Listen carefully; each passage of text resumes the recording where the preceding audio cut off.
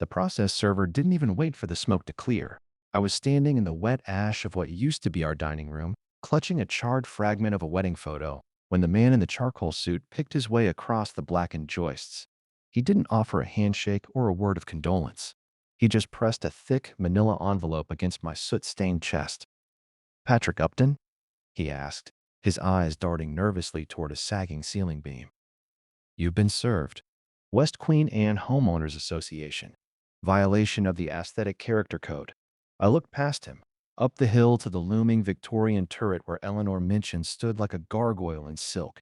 She had her opera glasses out, and she wasn't looking for survivors. She was measuring the height of our ruins for the fines she'd already started calculating. "My house is still smoldering," I rasped, my throat feeling like I'd swallowed a box of rusted nails. "The CCNRs don't have a clause for acts of God, Mr. Upton," he replied, retreating toward his Lexus. "But they do have a very specific fine for unauthorized debris." I didn't know it then, but Eleanor wasn't just after the $250 a day penalty. She was after the dirt. She'd spent 20 years curating this hill into a museum of the elite, and she saw our tragedy as the perfect opportunity for a forced renovation. She thought she could use a blue tarp and a broken chimney to bleed us dry until we had no choice but to hand her the keys to the lot. What she didn't know was that it was 2026, and the rules of the game had just changed. She was playing by the old book of malice, but I was about to find a new one with enough teeth to tear her turret down. Today's story is from Patrick Upton, a man who spent 20 years as a structural engineer calculating the precise tolerances of steel and stone, only to find himself pushed to the breaking point by the brittle ego of a neighborhood tyrant. Patrick isn't a litigious person by nature. He's a builder, a man who finds peace in the quiet logic of a well-set foundation and the heritage of a century-old craftsman home. But when a devastating fire turned his sanctuary into a visual nuisance in the eyes of his HOA, Patrick was forced to stop calculating loads and start calculating a counterattack. He tells this story not just to recount the loss of his home, but to expose the predatory architecture of modern HOAs, and to show exactly what happens when a man who understands how things are built decides it's time to tear a corrupt system down. Before we dive in, if you like stories like this, smash that like button now. Comment below on where you're listening from and what you would have done if you were in Patrick's situation. Would you have taken the insurance money and left the community? Would you have followed Patrick's lead? Or would you have done something else? Leave your thoughts below. But now, let's hear Patrick's story as told in his own words. The digital clock on the bedside table flickered once, a sickly neon green, before the power surged and died. In the sudden, heavy silence of our bedroom, the first thing I noticed wasn't a sound, but a smell. It was the sharp, resinous scent of roasting cedar, a smell that belongs in a fireplace on a snowy December night, not in a drafty Craftsman on a Tuesday in July. "Nancy," I whispered, my voice already raspy, "wake up." She didn't need to be told twice. The orange glow was already dancing against the window panes, casting long, jittery shadows of the Douglas firs across our duvet. We didn't grab the photos or the passports. We grabbed each other. We made it to the sidewalk in our pajamas, just as the heat shattered the stained glass in the entryway. The original 1924 glass Nancy had spent 3 years restoring with a dental pick and a steady hand. It sounded like a gunshot. By the time the first engine from Station 8 began the grueling crawl up the counterbalance of Queen Anne Hill, our life was a three-alarm torch. I stood there on the asphalt, shivering despite the wall of heat. Nancy's hand was a vice on my arm, her knuckles white. We had spent 15 years turning this house into a sanctuary. I'm a structural engineer. I fell in love with the bones of this place. The overhanging eaves and the thick fir beams that had held up through a century of Seattle tremors. Nancy was the soul of the project. She was a librarian with a side obsession for historical horticulture. She'd spent every weekend for a decade coaxing heritage hydrangeas and rare climbing roses out of the stubborn Queen Anne clay. We were old school for the hill. We didn't have a tech fortune or a venture capital firm. We had sweat equity and a 30-year mortgage we were finally halfway through. The street was lined with neighbors in various states of undress. Silk robes, joggers, t-shirts, all of them bathed in the flickering amber light of our destruction. The Smiths from across the street were clutching thermoses, their faces etched with genuine horror.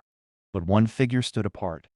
3 houses down, where the ridge of West Prospect Street curves to offer the best view of the Sound, stood the Minchin Manor. It was a turreted Victorian behemoth that looked down on the rest of the street with a kind of architectural disdain. Eleanor Minchin was out on her second-story balcony. She wasn't holding a phone to call emergency services, and she wasn't clutching her chest in sympathy. She was wearing a cream-colored silk dressing gown, her silver hair perfectly set as if she'd been expecting an audience. In the glow of the flames, I saw her lift a pair of opera glasses to her eyes. She wasn't watching a tragedy, she was surveying a sight. To Eleanor, we had always been the aesthetic compromise of the block. I remembered the first time we met, 3 weeks after we moved in. I was on a ladder scraping away layers of lead paint when she marched up the driveway. She didn't introduce herself. She simply pointed at my bucket. That shade of ochre is 3 degrees off the 1920s historical palette, Mr. Upton. I trust you've cleared it with the Architectural Review Committee? We hadn't. It was the first of 100 skirmishes. Nancy had tried to win her over with jars of homemade preserves, but Eleanor treated the gifts like they were contaminated. To Eleanor, Queen Anne Hill wasn't a neighborhood. It was a museum, and she was the self-appointed curator. Patrick? Nancy's voice was a thin wire. Her eyes were fixed on the roof as the chimney collapsed inward, sending a plume of sparks toward the stars. The roses she'd pruned just that morning were shriveling into black ash under the heat. What are we going to do? I didn't answer. I couldn't take my eyes off the balcony 3 doors down. As the fire crews finally surged onto our lawn, dragging heavy yellow hoses through the garden beds Nancy loved, Eleanor pulled a small leather-bound notebook from her pocket. She scribbled something down, checked her watch, and then looked back at our burning home with the clinical detachment of a diamond merchant inspecting a flawed stone. She didn't see the loss of the heirlooms Nancy's grandmother had left us.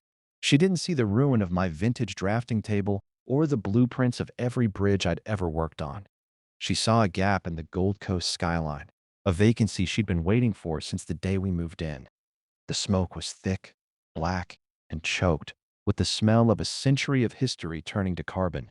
But as Eleanor Minchin turned back into her darkened house, the silk of her robe catching the last of the firelight, I realized the fire was only the first thing we were going to have to survive. The real fight hadn't even started yet. The embers were still pulsing a dull, angry red when the first manila envelope arrived. It was 8 a.m. on Wednesday. The fire trucks were finally beginning to pack up, their heavy yellow hoses snaking back into the bellies of the engines like sated pythons. The air was a thick, gray soup of sodden ash and evaporated memories, and every breath felt like inhaling a wet campfire. Nancy was sitting on the tailgate of my brother-in-law's truck, wrapped in a coarse Red Cross blanket that looked like it was made of industrial felt. She was staring blankly at the skeleton of our kitchen, her hands clutching a lukewarm paper cup of coffee someone had pressed into them an hour ago. A man in a charcoal suit, looking entirely too polished for a street that currently resembled a war zone, picked his way across the damp pavement. He moved with a dainty, tiptoed gait, making sure his Italian leather loafers didn't come into contact with the black sludge flowing into the gutters. He didn't offer a hand, a nod, or even a basic, "I'm sorry for your loss." He simply extended a crisp envelope toward me. "Patrick Upton?" he asked. His eyes flickered up to the blackened, jagged beams of our master bedroom, then back down to his shoes, checking for soot spots with genuine anxiety. "I'm a bit busy," I rasped. My throat felt like I'd swallowed a box of rusted nails, and my eyes were stinging from 12 hours of smoke and salt. I was holding a charred fragment of a picture frame, the only thing I'd managed to scavenge from the hallway. "From the West Queen Anne Homeowners Association," he said, his voice as flat as a dial tone. He didn't wait for me to take it. He simply pressed it against my chest until I reflexively gripped it. "It's time sensitive. Have a nice day." I tore it open with shaking fingers. I had some naive hope that it might be a list of emergency housing resources or perhaps a temporary waiver for our monthly dues while we figured out where we were going to sleep. Instead, I found a notice of immediate aesthetic infringement. Attached was a high-resolution photograph printed on glossy paper. It had been taken no more than 3 hours ago, likely from the elevated vantage point of a certain Victorian turret. There was a bright red circle drawn around a pile of charred timber that had spilled onto the sidewalk during the chimney collapse. Violation 4.2, obstruction of common thoroughfares. The letter read in Eleanor's preferred 12-point Garaman font. Violation 7.1, Failure to maintain residential curb appeal. Note: property is currently in a state of non-conforming blight. Current fine, $250. Daily escalation, $100 until site is cleared of visible debris. I looked up the hill. The Minchin manor sat there, impassive and perfect. Eleanor was in her garden, wearing a wide-brimmed straw hat and lemon-yellow gardening gloves. She was meticulously deadheading her roses, her back to me, but I knew she was listening for the sound of my car door or my voice. She moved with a rhythmic, clinical precision, snipping away anything that didn't meet her standard of beauty. "What is it, Pat?" Nancy asked. She hadn't looked at the man in the suit. She was still looking at the spot where our dining table used to be. "Just insurance paperwork, Nance," I lied, my heart hammering against my ribs. "Go back to sleep for a bit. Mike's going to take you to his place." I spent the next 4 hours on the phone with our insurance company, leaning against a soot-stained lamppost, while the morning joggers of Queen Anne went by, some slowing down to gawk, others looking away in that polite, Seattle way that feels like being erased. The news from the adjuster was worse than the HOA notice. Because the fire had potentially started near the old electrical panel, they were bringing in a specialist forensic investigator to rule out negligent maintenance or unauthorized DIY electrical work. Negligent? I shouted into the phone, my voice cracking. "I'm a structural engineer. I've had every wire in that house inspected twice in the last decade." "It's standard procedure for historic properties, Mr. Upton," the voice replied, bored. "But until the report is filed, which can take 30 to 60 days, we cannot release funds for debris removal, demolition, or temporary housing. I suggest you don't touch anything. It's a crime scene until we say it isn't." I hung up and looked at the charred beams. Then I looked at the letter in my pocket. Eleanor knew. She had been on the board for 20 years. She knew the insurance dance as well as she knew her roses. She knew I couldn't move the debris without losing my insurance claim, and she knew she could find me every single day it sat there. It was a pincer move designed to drain our savings before we could even file a building permit. As the sun began to dip toward the sound, casting long, skeletal shadows of our house across the street, I found a second notice tucked under my windshield wiper. This one was for unauthorized signage, a piece of cardboard Nancy had taped to a stake to tell the mail carrier we were at her sister's. Eleanor was standing on her porch now, a glass of sherry in one hand, watching the fog roll in. She looked like a general surveying a battlefield she had already won. To her, we weren't grieving neighbors. We were a blemish on the Gold Coast that needed to be surgically removed. By Friday, the famous Seattle drizzle had returned, turning the scorched remains of our home into a heavy, weeping mess. The smell was changing, shifting from the sharp tang of a fresh fire to the sour, cloying stench of wet charcoal and rotting lath.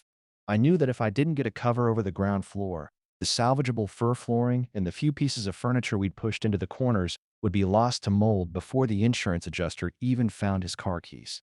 I drove down to the hardware store in Inner Bay and bought the biggest, toughest tarp they had. It was a massive, 20 by 40-foot sheet of heavy-duty polyethylene. It was also, unfortunately, a shade of blue so bright it looked like a fallen piece of the midday sky. "Is this the only color?" I asked the teenager at the counter. "We got high-vis orange or tsunami blue, man," he said, shrugging. I took the blue. Clambering onto a charred roof in a rainstorm is a special kind of hell. Every surface was slick with a slurry of ash and water that had the consistency of grease. My boots slipped on the blackened rafters, and more than once, I felt the wood groan under my weight, threatening to drop me into the basement. But I worked with a desperate, manic energy. I hauled that heavy plastic up the ladder, fighting the wind that wanted to turn the tarp into a sail and throw me over the ridge toward the sound. I finished just as the streetlights hummed to life along West Prospect. I stood on the sidewalk, drenched to the bone and shivering, looking at my handiwork. The house looked like a giant, bruised thumb bandaged in plastic, but it was dry. For the first time in 3 days, I felt a tiny spark of victory. That spark lasted exactly 11 minutes. I was sitting in the cab of my truck, trying to get enough feeling back in my fingers to turn the ignition, when a sharp rap, rap, rap on the window made me jump. It was Eleanor. She wasn't wearing her gardening hat today. She was clad in a sleek, charcoal gray Burberry trench coat, holding a sturdy black umbrella that didn't have a single drop of water on the underside. She didn't wait for me to roll down the window. She just stood there, pointing up at the roof with the tip of her umbrella. I opened the door and stepped out into the rain. Good evening, Eleanor. If you're here to help me tie down the north corner, I could use a hand. She didn't crack a smile. Her face was as set as the granite foundations of her house. Patrick, I'm sure you're under a great deal of stress, but this is simply unacceptable. Guideline CS3A1 is quite explicit about exterior materials. All temporary and permanent coverings must be of a neutral, earth-toned matte finish to preserve the historic character of the hill's skyline. I wiped a mixture of rain and soot from my forehead. Eleanor, it's a tarp. It's keeping my house from dissolving. I'll replace it with a roof as soon as the insurance clears. The skyline is a collective asset, Patrick, she said, her voice rising just enough to carry over the sound of the rain. That cerulean monstrosity can be seen from the Cary Park lookout. I've already had 2 calls from the board this afternoon. People are asking if we're hosting a circus. A circus? I felt a hot flash of anger that had nothing to do with the fire. My house burned down, Eleanor. Nancy is crying herself to sleep in a guest room in Magnolia, and you're worried about the skyline? We all have our burdens, she replied coolly, stepping back to avoid a splash from a passing car. I have the burden of maintaining the property values of this entire block. If I allow you to bypass the guidelines because of a hardship, I have to allow it for everyone. The rules are the only thing keeping this hill from becoming a shanty town. She reached into the pocket of her trench coat and pulled out a small, laminated card. It was a pre-printed notice of visual nuisance. She'd already filled in my name and the date. You have 24 hours to replace that with a charcoal or brown cover, she said, tucking the card into my windshield wiper. After that, the fine is $500 per day. It's an aggravated aesthetic violation given the visibility from the public lookout. 500 a day? I yelled as she began to walk away. That's more than my mortgage. She stopped and turned, the glow of the streetlight catching the predatory glint in her eyes. Then I suggest you find a different color, Patrick. Or perhaps, she paused, her gaze lingering on the blackened lot. You should consider if you're truly capable of maintaining a residence of this caliber anymore. She walked away then, her heels clicking rhythmically on the pavement, leaving me standing in the rain. I looked up at the blue tarp. It was loud, yes. It was ugly. But it was the only thing I had left. And as I watched Eleanor vanish into the warmth of her lighted turret, I realized she didn't want me to change the tarp. She wanted the fines to get so high that I'd have to give her the land just to settle the debt. The following Saturday provided the kind of crisp, clear morning that usually makes Queen Anne Hill feel like a postcard. The sun hit the Olympics across the sound, turning the water to hammered silver, and for a few hours, the smell of the charred cedar on West Prospect was almost masked by the salt breeze. By 8 a.m., the cavalry arrived. My brother-in-law Mike pulled up in his weathered Ford F-150, followed by 4 guys from his shift at Station 8. They weren't there as officials. They were there as friends, carrying work gloves, heavy-duty shovels, and a sense of purpose that I hadn't felt in a week. All right, Pat, Mike said, slapping me on the shoulder. We're going to get this garden cleared and the front porch debris into the dumpster. Nancy shouldn't have to see this mess every time she comes by to check the mail. Nancy was already there, her face brighter than it had been since the sirens. She was clutching a box of donuts and a thermos of coffee, talking to our neighbor from 2 doors down, Mrs. Gable, who had brought over a stack of garden waste bags. It felt like a neighborhood again. For 3 hours, the sound of laughter and the scrape of shovels drowned out the silence of the ruin. We were winning. Then, the black town car idling at the curb caught my eye. Eleanor Minchin wasn't in the car. She was standing on the sidewalk just behind it, flanked by a man in a neon safety vest holding a clipboard. They looked like they were inspecting a crime scene. Patrick! Eleanor's voice cut through the air, sharp enough to stop Mike mid-swing with a sledgehammer. She walked toward us, her heels clicking with military precision on the pavement. What exactly is happening here? We're cleaning up, Eleanor, I said, wiping sweat from my soot-streaked forehead. The guys are helping me make the site safe for the insurance adjuster's final walkthrough. She looked at Mike and the firemen as if they were a swarm of locusts. And are these gentlemen licensed, bonded, and insured contractors registered with the West Queen Anne Association's approved vendor list? Mike stepped forward, his soot-stained shirt stretched tight across his chest. We're off-duty firemen, ma'am. We're just helping family. Eleanor didn't even look at him. She kept her eyes on me. Patrick, Guideline DC-1C states quite clearly that any remediation or exterior maintenance visible from a primary thoroughfare must be conducted by professionals vetted by the board. This is for pedestrian safety and liability mitigation. If one of these volunteers trips on a charred joist, the association's insurance is at risk. They're professionals, Eleanor, I snapped. They literally fight fires for a living. I think they can handle a shovel without suing the HOA. The rules do not make exceptions for family, she replied, her tone dripping with a mock sorrow that made my skin crawl. Moreover, the use of heavy machinery, she pointed to Mike's truck, and a small rented wood chipper at the curb, without a noise and nuisance permit, is a violation of the Saturday Quietude Ordinance. The man in the safety vest began scribbling on his clipboard. You're shut down, Patrick, Eleanor said. I've already called the city's code enforcement to verify the permits for this work crew. If they stay on the property, I'll be forced to issue a fine for unauthorized industrial activity on a residential lot. That's $1,000 per occurrence. Nancy stepped forward, her voice trembling. Eleanor, please. We're just trying to breathe again. These people are helping us for free because we have nothing left. Eleanor turned her gaze to Nancy, and for a second, the mask of the concerned curator slipped. There was a cold, predatory hunger in her eyes. If you cannot afford to maintain the standards of this hill, Nancy, perhaps you shouldn't be occupying a lot on it. This isn't a charity ward. It's a Gold Coast historic district. Mike looked like he wanted to wrap his shovel around the town car's bumper, but I caught his eye and shook my head. Eleanor wanted a scene. She wanted us to lose our tempers so she could add harassment to the list of charges. Go home, guys, I said, my heart feeling like a lead weight in my chest. I can't let her bleed us for another 10 grand. The silence that followed was worse than the fire. We watched them pack up. The firefighters, the neighbors, the hope. Eleanor stood there until the last truck pulled away. Then she turned to the man with the clipboard. Make sure you note the damage to the curb from the truck tires, she said, loud enough for us to hear. That's an infrastructure impact fee. As she walked back toward her turret, I realized she wasn't just enforcing rules anymore. She was building a wall around us, ensuring that the only way out was through her. By the time the second week of October rolled around, the mail had become a source of physical dread. It wasn't just the singed, smoke-scented letters redirected from the post office. It was the thick, white envelopes from the West Queen Anne Homeowners Association. Eleanor Minchin didn't just use the law. She used the weight of paper to bury you. I sat in the cramped kitchen of my sister-in-law's guest house in Magnolia, the table covered in spreadsheets and legal notices. Nancy was in the living room, staring at a HGTV show with the volume muted.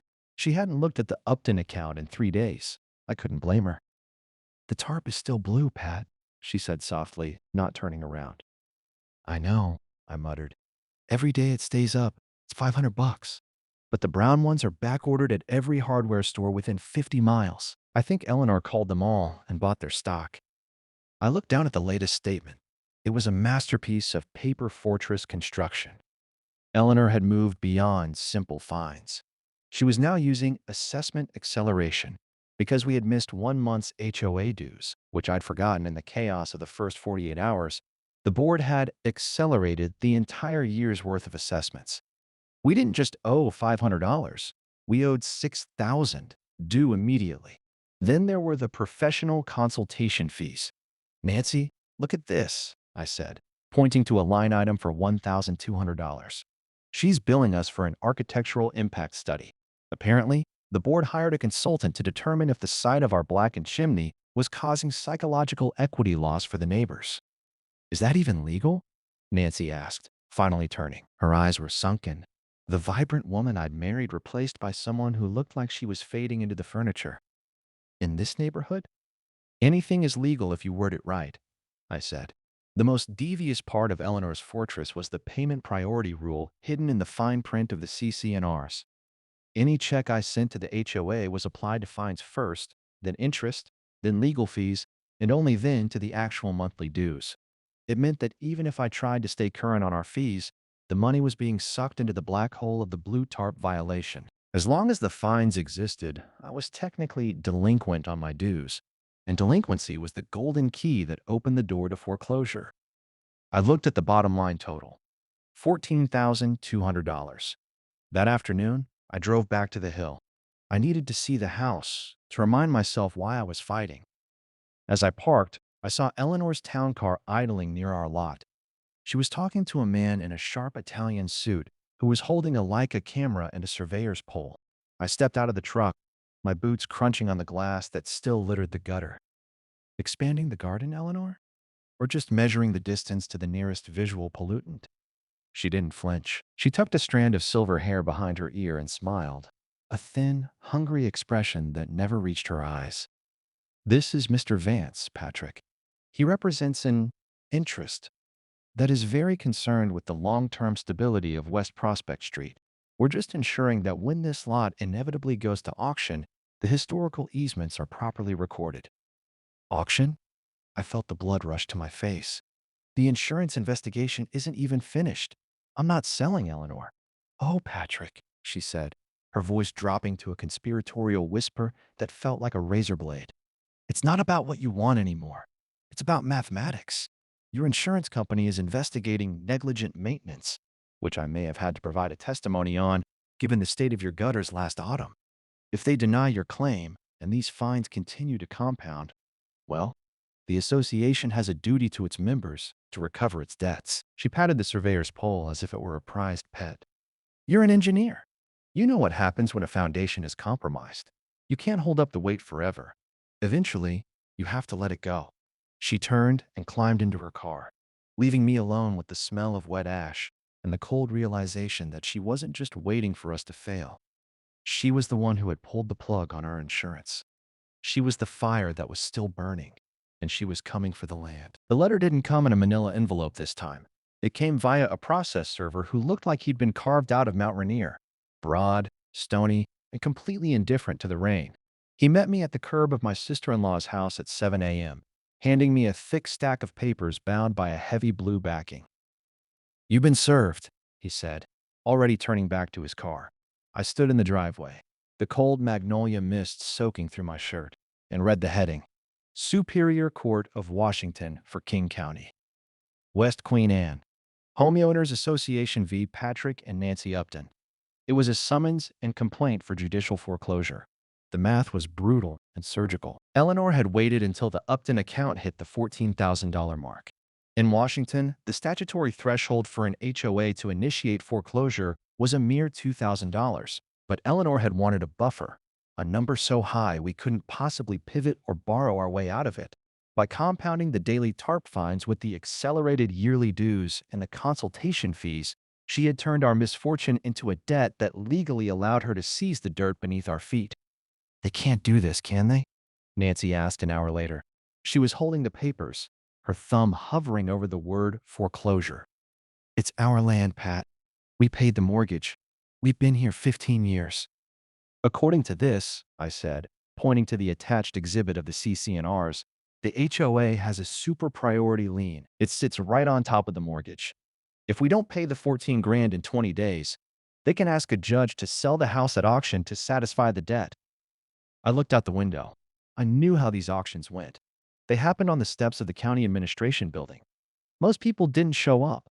An investment group would bid the amount of the debt, pennies on the dollar, and walk away with $1 million lot on the Gold Coast of Queen Anne.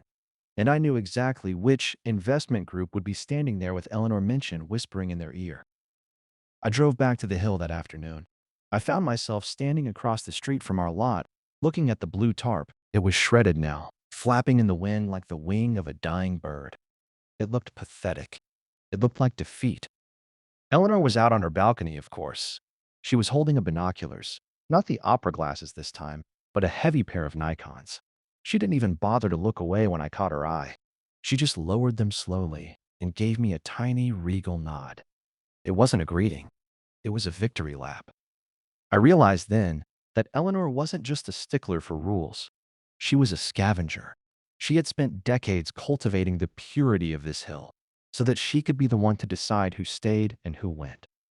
We were the undesirables because we worked for our living, because we had dirt under our fingernails, and because we dared to have a house that didn't look like a museum piece. "You're going to lose, Patrick," a voice said from behind me.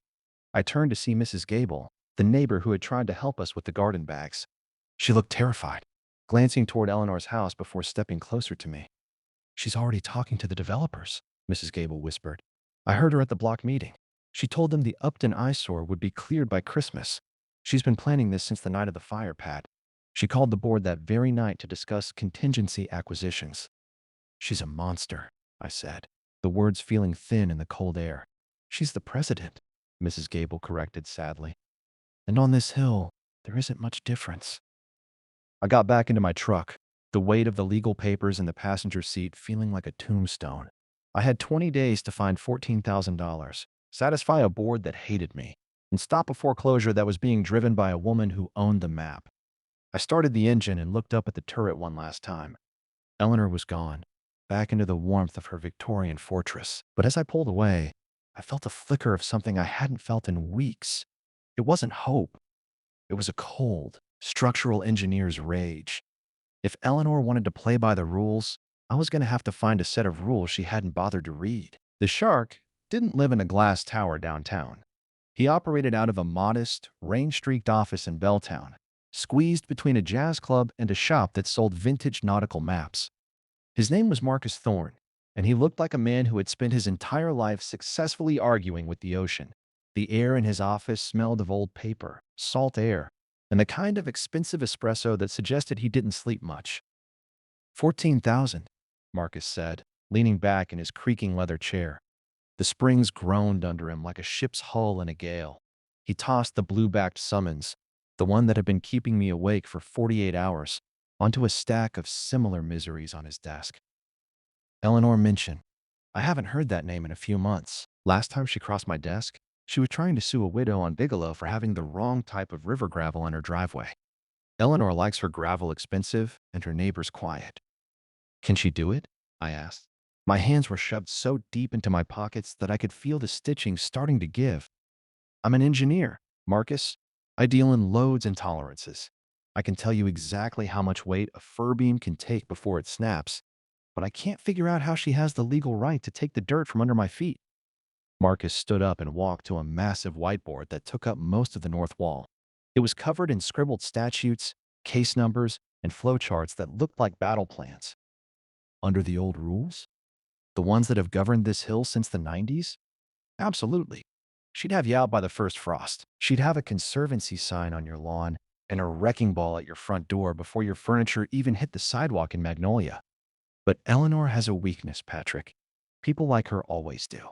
He turned, a predatory glint in his eyes that made me incredibly glad he was on my side of the desk.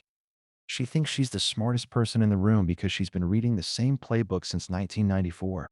She thinks the law is a static thing, like the stone on her porch. But as of January 1st, 2026, the state of Washington changed the game while she was busy polishing her opera glasses.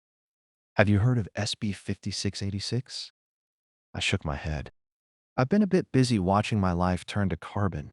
I haven't exactly been keeping up with the legislative sessions in Olympia. It's the Homeowner Protection Act, Marcus said, tapping a heavy finger on the board. It was designed specifically for people like Eleanor, the vultures of the hillside, who use minor aesthetic violations as a crowbar to pry families out of high-value lots. It introduces a mandatory foreclosure mediation program. The moment I invoke it, her judicial foreclosure hits a brick wall.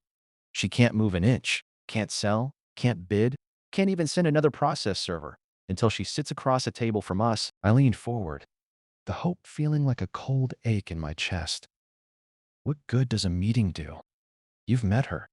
She'll just sit there and recite the design guidelines like they're the 10 Commandments. She'll say the tarp is blue, the lawn is black, and the debt is final. That's the beauty of the new law, Marcus grinned. And for a second, he looked remarkably like a wolf. The statute requires good faith. That's a legal term with teeth now, Patrick.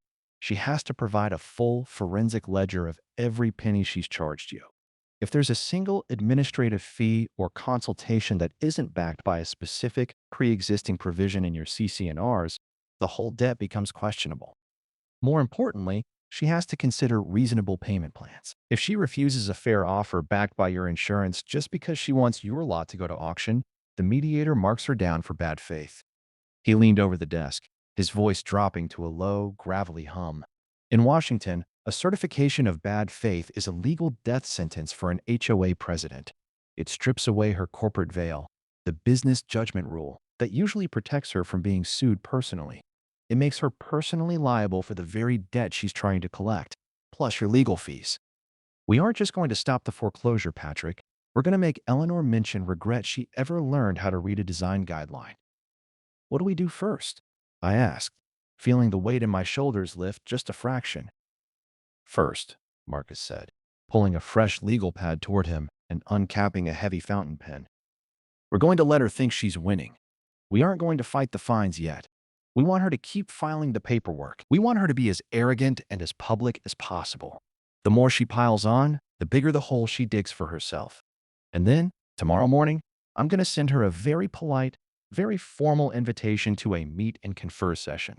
She'll ignore it, of course. She'll think it's a sign of weakness. And that's exactly what we want. I walked out of his office and back into the Seattle drizzle. The air didn't taste like smoke anymore. It tasted like a storm was coming. Not the kind that burns houses down, but the kind that clears out the rot and the stagnant air. I drove back up to Queen Anne and parked my truck across from the turreted manor. Eleanor was there, of course, standing in her garden with her lemon-yellow gloves, clipping the last of the autumn blooms. I looked at our blue tarp, now tattered and sodden, flapping in the wind like a flag of surrender. I didn't feel ashamed looking at it anymore. I felt like a fisherman looking at a lure. "Hold on, Nancy," I whispered into the quiet cab of the truck. "The shark is in the water, and he's hungry." The first move in Marcus's endgame was surprisingly quiet. It started with a series of emails and certified letters, all written in the kind of dry, overly polite legalese that acts as a tripwire for the arrogant. Step 1, Marcus had told me over the phone, is giving her the rope. We have to prove to a mediator that we tried everything to be reasonable, and that Eleanor Minchin chose to be a wall. On a Tuesday morning, Marcus sent the first formal request for a meet and confer session, as required under SB 5686. It was a simple invitation to sit down at the HOA office, or even a local coffee shop, to discuss a good faith resolution to the $14,200 debt. We offered a structured payment plan. We'd pay the legitimate dues and the initial fines immediately, provided the escalated daily tarp fines were waived once we sourced a neutral tone cover. It was a perfectly reasonable olive branch, and Eleanor snapped it over her knee.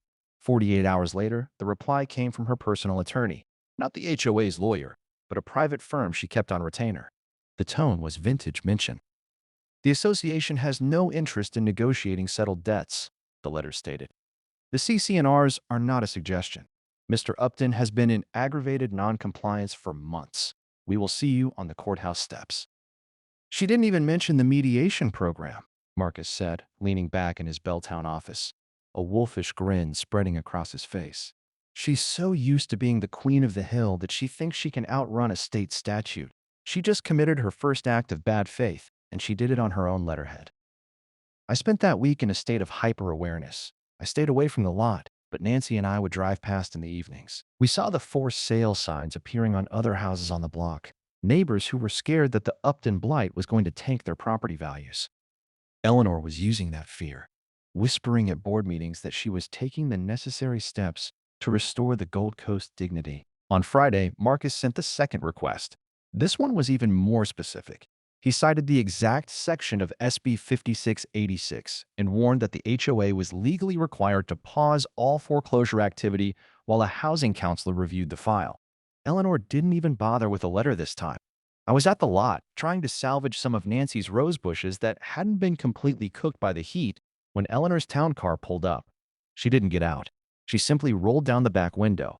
The smell of her jasmine perfume cut through the scent of wet ash like a knife. "Patrick," she said, her voice smooth and terrifyingly calm, "your lawyer is wasting his ink. You seem to think that a few new words from Olympia change the fact that you have failed this community. You are a nuisance in the legal sense, and I am the remedy." "The law says you have to meet with us, Eleanor," I said, leaning on my shovel. "It's not a request anymore. It's a requirement." She let out a soft, melodic laugh that didn't reach her eyes. "I have been the president of this association since before you could afford a down payment, Patrick. I know every judge in King County. Do you really think they're going to stop a foreclosure because you couldn't find a brown tarp? You're a small man with a small house, and you've run out of time." She rolled up the window, and the car glided away. "She fell for it," Marcus told me later that night. I just received a notice that she's scheduled the sheriff's sale for the first Monday of next month. She's bypassing the mediation entirely. She's rushing the fence, Patrick, and that's exactly where we want her. What happens now? I asked. Now, Marcus said, his voice dropping to a low, satisfied hum. We stop asking. We've given her 3 chances to act in good faith.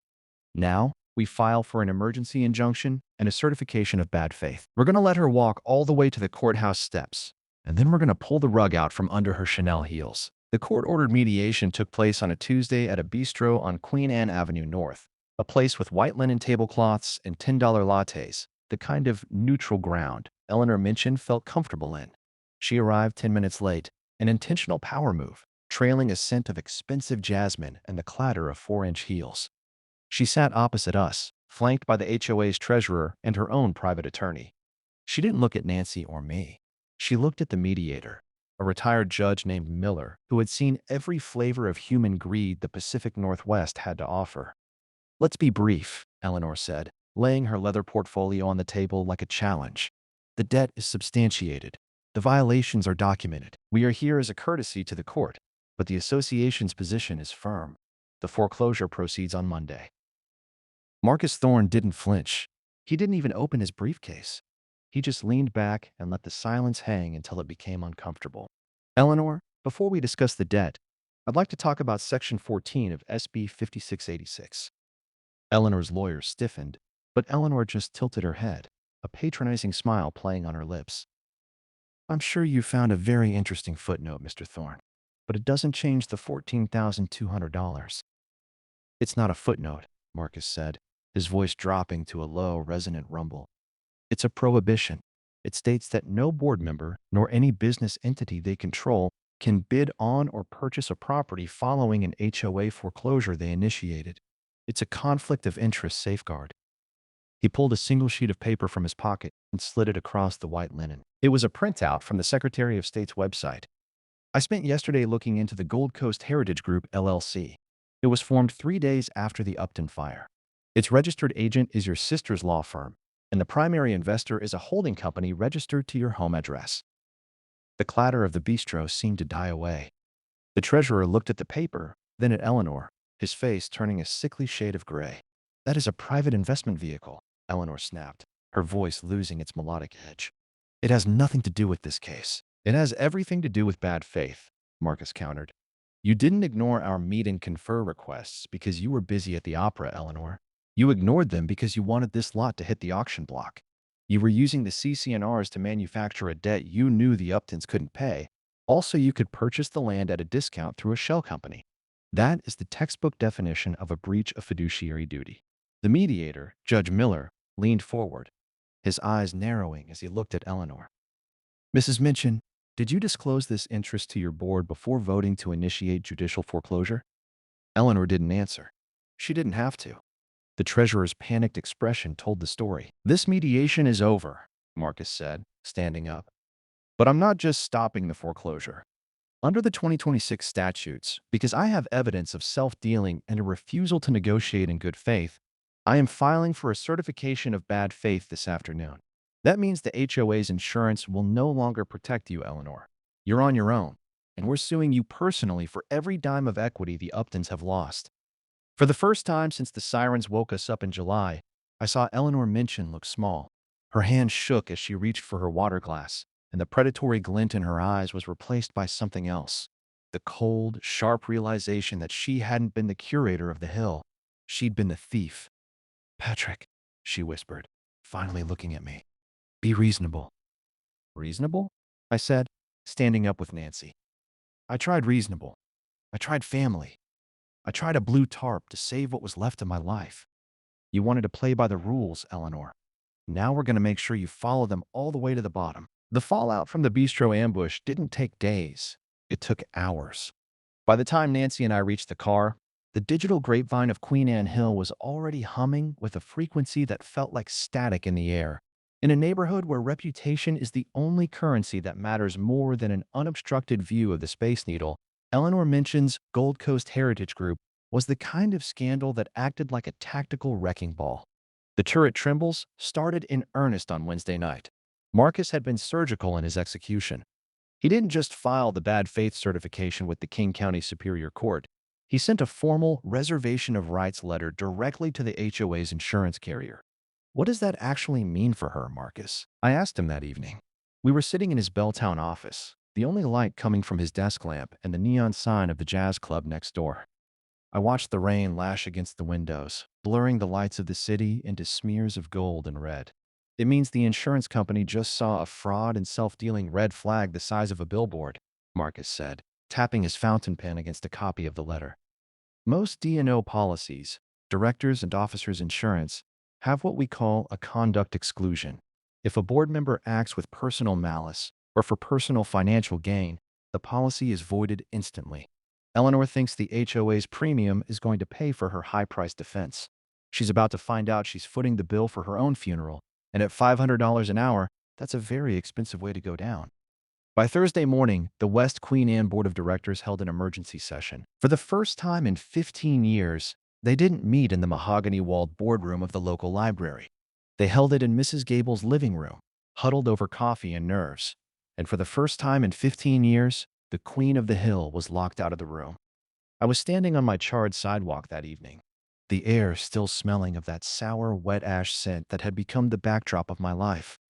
I was trying to salvage a set of brass house numbers, the 2 and the 4, from a soot-stained pile of rubble near the curb. I heard the soft crunch of expensive shoes on the glass that still littered the gutter. It was Bill, the HOA treasurer. The man who had looked like he was about to faint at the bistro now looked like he hadn't slept in a week. He kept his distance, standing near a blackened rhododendron, as if the very air around our lot might be contagious. "Patrick," he said, his voice thin and reedy. "The board has reached a decision. We've issued a formal notice of disassociation to Eleanor. We had no idea, Patrick. Truly. She told us she was protecting our property values. She told us your situation was a legal liability that threatened the entire association's solvency. She told you what you wanted to hear, Bill," I said, not looking up from the brass numbers. I rubbed a thumb across the soot, revealing a flash of gold. "And you let her do it because it was easier than standing up to a bully in a silk robe. We're prepared to drop the foreclosure immediately," he stammered, stepping over a charred joist to get closer. "We'll waive every single fine. The tarp, the landscaping, the professional fees. All of it.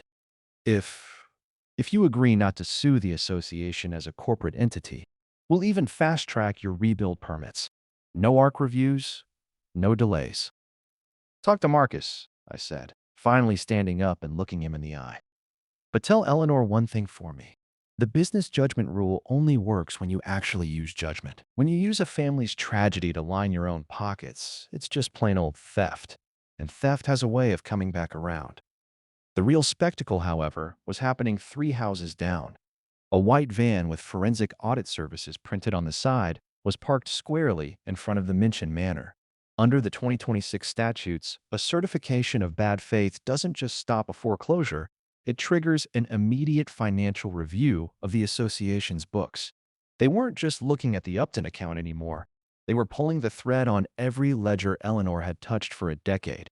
Through the tall, arched windows of her second-story library, I saw her. She wasn't wearing her Burberry trench coat or her gardening hat. She looked frantic, a small, pacing figure clutching a cordless phone to her ear as she walked back and forth in front of her floor-to-ceiling bookshelves. The shadow of her turret, which had always felt like a looming threat over our lot, a stone finger pointed at our inadequacy, now looked like a jagged, lonely monument to her isolation. The Queen was being dismantled by her own subjects. The neighbors who had once nodded politely at her garden parties were now the ones calling Marcus's office, offering anonymous tips about other finds she'd manufactured and other families she'd managed to push off the hill. As the sun set, casting a bruised purple light over the sound, I looked up at our blue tarp. It was still there, shredded by the wind and ugly as sin, but it didn't look like a violation anymore. It looked like a trophy. Eleanor Minchin had spent 20 years trying to curate a neighborhood of statues, only to find out that the people she'd tried to break were the only ones with a real foundation. The forensic audit didn't just find a few accounting errors. It uncovered a decade-long fire that Eleanor Minchin had been stoking in the dark, and it was far more destructive than the one that had claimed our kitchen. By Monday morning, the white vans in front of the Minchin Manor had been joined by a dark, nondescript SUV from the King County Prosecutor's Office. Marcus called me at 9 a.m., his voice vibrating with a grim kind of satisfaction that I felt all the way down to my marrow. "Patrick, get down to your lot. You're going to want to see the final act of this play. The curtain isn't just coming down, it's being ripped off the rod." When I arrived, the air on West Prospect felt fundamentally different. The heavy, oppressive tension that had gripped the street since July had snapped like a tension cable under too much load. Neighbors were standing on their porches, not hiding behind lace curtains or peering through binoculars this time, but openly watching, coffee mugs in hand, as three men in criminal investigation windbreakers began carrying boxes of files out of Eleanor's front door. "It wasn't just you, Pat," Marcus said, leaning against the side of my truck and handing me a preliminary summary of the audit. "She wasn't just trying to steal your land because of a blue tarp. She's been treating this entire hill like her personal piggy bank for the better part of a decade." The numbers on the page were staggering, a testament to the arrogance of a woman who thought she was untouchable. Eleanor had been treating the West Queen Anne HOA like her personal offshore account, a private fiefdom where she was both the tax collector and the primary beneficiary. She'd created a labyrinth of maintenance and security contracts, companies with names like Hillside Preservation Services and Apex Security Management, that all led back to the same shell companies Marcus had flagged at the bistro. The private security she'd hired to harass our unauthorized work crews, that hadn't been a community safety expense. She'd billed it directly to the neighborhood's emergency infrastructure fund, the money meant to fix water mains and sidewalk collapses. Her own property tax increases over the last 5 years, disguised as administrative legal expenses and quietly absorbed into the general dues paid by families like the Gables and the Smiths. But the forensic fire that finally consumed her was the Upton litigation fund. "Look at this," Marcus said, pointing to a line item that made my blood run cold. She billed the HOA $68,000 for preemptive legal research regarding your fire. She was using your neighbor's money to pay for the lawyers she hired to find ways to bankrupt you. She wasn't just a bully, Pat. She was a parasite. The queen of the hill finally emerged from her front door at 11:15 a.m. The silk robes and the Burberry trenches were gone. She was wearing a plain, slightly ill-fitting navy suit, her face pale and drawn, her silver hair finally looking its age in the harsh morning light. She didn't look toward our lot. She kept her eyes fixed on the pavement as she was escorted to the back of the SUV. The charges weren't just civil bad faith anymore. The prosecutor was looking at grand larceny, embezzlement, and wire fraud. As the car door slammed and the SUV pulled away, the silence on the street was broken by a single, sharp sound. It was Mrs. Gable, standing 3 houses down in her gardening apron. She clapped her hands once, a solitary, rhythmic strike that echoed off the Victorian turret. Then the Smiths joined in. Then the joggers stopped and added their applause. It wasn't a cheer of celebration. It was a collective sigh of relief, a final dismissal of a regime built on the fear of a design guide. "The board just signed the global settlement," Marcus said, handing me a heavy fountain pen. "They're paying for your full professional demolition, clearing every cent of the manufactured debt, and providing a $500,000 bad faith payout to cover your temporary housing and the shortfall on your insurance claim. Eleanor's personal assets, including that house she loves so much, have been frozen to satisfy the judgment." I looked at the charred remains of our home. For the first time in months, I didn't see the ash or the ruin. I saw the thick, honest concrete of the foundation. The part of the house Eleanor couldn't burn and Marcus couldn't litigate. It was still there, waiting. "What are you going to build, Pat?" Marcus asked, watching me look at the empty space where our life used to be. I looked up at the turret that had loomed over us like a watchtower. "Something with a lot of glass," I said, a slow smile finally finding my face. "I'm tired of people watching me through binoculars. From now on, the Uptons are going to be the ones with the view." I walked over to the edge of the property, grabbed a loose corner of the tattered blue tarp, and gave it one final, violent tug. The shredded, sun-bleached plastic came away with a hiss, revealing the wide, gray Seattle sky. It wasn't a neutral earth tone, and it certainly wasn't historic. It was just wide, open, and finally, undeniably ours. The air on Queen Anne Hill was finally clean. By mid-April 2026, the last phantom scent of charred cedar had been scoured away by a week of brisk westerly winds blowing in from the Pacific. It was a Monday morning, and the Gold Coast was waking up to a different kind of rhythm. Not the hushed, fearful quiet of Eleanor Minchin's reign, but the industrious, clanging song of a neighborhood in mid-sentence. I stood at the edge of the ridge on West Prospect Street, my boots planted firmly in the fresh gravel of our new driveway. Beside me, a massive mobile crane groaned as its hydraulic arms extended toward the sky. It was hoisting a single 12-foot sheet of reinforced low iron glass into place. This was the first of the massive panes that would form the western face of our new home. We dubbed it the Prism, a name that felt like a quiet victory. A prism doesn't just let light in, it breaks it apart and reveals all the colors hidden inside. The house was still a skeletal work in progress. Exposed steel I-beams, painted a deep, matte charcoal, formed a sharp geometric contrast against the pale blue of the April sky. Bundles of reclaimed fur waited on pallets, and the yard was a chaotic maze of orange silt fencing and stacks of insulation. But as the crane lowered the glass and the suction cup grips hissed into release, the house felt more like a home than the century-old Craftsman ever had. Under the 2026 fast-track permits granted to us as part of the HOA's bad faith settlement, we were building with a momentum that would have made the old Architectural Review Committee faint. There was no more begging for permission to exist. The new board had even waived the noise and nuisance fees for our crews, a symbolic gesture of peace that spoke louder than any legal apology. "Steady on the north edge," I called out to the foreman. He gave me a thumbs up, his grin visible even through the visor of his hard hat. Nancy walked over from the site trailer, two steaming mugs of coffee in her hands. She looked different, the hollow, haunted look that had defined her since the fire had been replaced by a quiet, steady radiance. She leaned her head against my shoulder, her eyes fixed on the glass. "It's going to be so bright, Pat," she whispered. "I don't think we'll ever need to turn the lights on." "That's the idea, Nance," I said. "No more shadows." Our attention was suddenly pulled 3 houses down.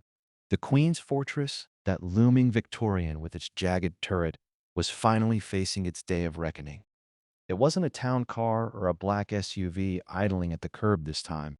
It was a battered, mid-sized sedan with a cracked taillight, packed to the roof with cardboard boxes and loose hangers. Because Eleanor's personal assets had been frozen following the forensic audit that uncovered her decade of embezzlement, the manor had been seized. The court-appointed receiver had already found a buyer, a young family with 3 loud dogs and a penchant for modern art, and Eleanor had been given until noon to vacate.